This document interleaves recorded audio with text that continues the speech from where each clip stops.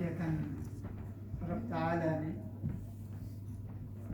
سرور دو عالم صلی اللہ علیہ وسلم کو انوکھی شانوں سے نوازا اور حسین پیکر میں ڈھالا. یہ جو فرما رہے تھے کہ کائنات میں آپ جیسا اور کوئی نہیں، لا يمكن الثناء كما كان حقه. وہ جو رب نے ایک حسین چہرہ بنا دیا، اب اس جیسا اور بنایا نہیں جا سکتا. سرور دو عالم صلی اللہ علیہ وسلم کی خدمت اقدس میں ایک شخص حاضر ہوئے اور عرض کرنے لگے کہ آقا کچھ نصیحت ارشاد فرما دیجیے. موقع بموقع بعض اوقات انسان خیر کا طلبگار تو رہتے ہی تھے وہ، لیکن بعض اوقات دریائے رحمت جوش میں ہوتا، وہ سوالی اس موقع محل کی مناسبت سے عرض داشت کرتے، سوال کرتے، اپنی کچھ تسلی و تشفی چاہتے. وہ سائل آقا سے آ کے عرض کرتا ہے کہ مجھے کچھ آپ نصیحت فرمائیے. سرور دو عالم صلی اللہ علیہ وسلم نے ارشاد فرمایا سل ربک العافیہ. اے سوالی، اے سوال کرنے والے، اپنے رب سے عافیت طلب کرو. تو سائل سن کے رخصت ہو گئے. دوسرے دن پھر خوش نصیب تھے، انہیں ہر روز زیارت ہوتی، ہر روز حاضری کا موقع ملتا تھا، ہر روز وہ موتی جیسے، وہ پھولوں جیسے خوبصورت گفتگو ان کی سماعتوں تک پہنچتی تھی. خوشبوؤں سے معطر، واض و نصیحت پہ مبنی وہ ارشادات وہ اپنے ان کانوں سے سماعت کرتے تھے. دوسرے دن پھر حاضر ہوئے اور وہی سوال عرض کیا، آقا کچھ نصیحت فرمائیے. آپ نے جواباً پھر ارشاد فرمایا سل ربک العافیہ. اپنے رب سے عافیت طلب کر. رخصت ہو گئی. تیسرے دن پھر مقدر ساتھ دے رہا ہے، خوشبختی پھر کامیابیوں کے زینے چڑھ رہی ہے. پھر حاضر خدمت ہوتے ہیں اور عرض کرتے ہیں آقا کچھ ارشاد فرمائیے. آقا نے جواباً پھر وہی نصیحت فرمائی جو مسلسل 2 دن سے اس سائل کے سوال پہ آپ ارشاد فرما رہے ہیں. حکیم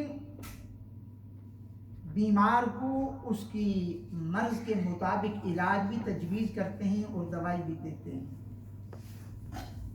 اور آقا سے بڑھ کے حکیم اور ان تحقیق کو اور اس چیز کو جاننے والا، تیسرے دن بھی وہی آپ نے اس کے جواب میں ارشاد فرمایا کہ اپنے رب سے عافیت مانگو.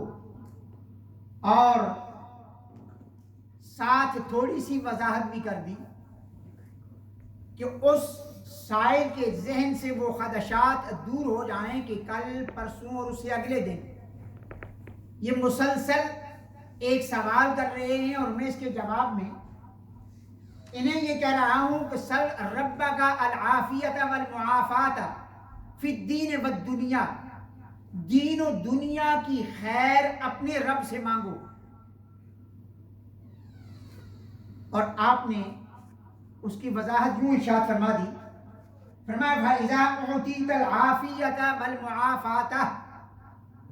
اے سائل، جب تجھے عافیت عطا کر دی گئی، دین و دنیا کی عافیت اور امن تجھے مل گیا، فقد افلحت. اب یہ اتنی بڑی افلح یفلح، فلاح ایک عام اردو میں ہم لفظ استعمال کرتے ہیں، کامیابی اور کامرانی کو کہا جاتا ہے. جب تجھے یہ عافیت مل گئی گویا تو کامیاب و کامران ہو گیا. اب تیرے اندر اللہ نے ان کمیوں کو پورا کر دیا کہ تو نے وہ رب سے سوال کر دیا، وہ التجا کر دی کہ اللہ نے اگر تجھے تیری دعا قبول کر لی تو رب تجھے دین و دنیا کی کامیابی کی ضمانت میں دیتا ہوں، قد افلحت، تو فلاح پا گیا، تو کامیاب ہو گیا، تو خائب و خاسر نہیں رہا، گھاٹے میں نہیں رہا۔ تو ہمیں بھی اپنے رب سے جہاں ہم اپنے من کی مرادیں مانگتے ہیں، مسائل کا حل مانگتے ہیں، الجھنوں سے چھٹکارا مانگتے ہیں، بیماریوں سے شفا مانگتے ہیں، قرضوں سے خلاصی مانگتے ہیں، سفر میں گئے ہوئے کو خیریت سے واپس پلٹنا وہ مانگتے ہیں، ایک لامتناہی سلسلہ ہوتا ہے، انسان راز و نیاز میں رب سے کیا کیا نہیں مانگتا، تو وہاں ہمیں اپنے رب سے یہ عافیت بھی طلب کرنا چاہیے، آقا کے اس فرمان اور کی روشنی میں کہ جو آپ نے اپنے خادم خاص کو یہ ارشاد فرمایا کہ تو رب سے دین و دنیا کی عافیت طلب کرتا رہے، تو میں بھی مانگوں گا، آپ بھی مانگا کیجیے رب سے کہ مولا ہمیں دین و دنیا کی عافیت نصیب فرما، اسی میں فلاح ہے، اسی میں کامیابی ہے۔ میرے بھی وہ جو بچے مسلسل بیٹے نعت شریف پڑھتے تھے، سید ہاشم مسعود، ویسے ان کی آج چھٹی تھی لیکن وہ جمعے کے بعد انہیں بھی کال آئی کہ وہ ایک بندہ بیمار ہو گیا تو بھی ڈیوٹی پہ آ جانا، تو وہ نہیں ہیں چھوٹے بیٹے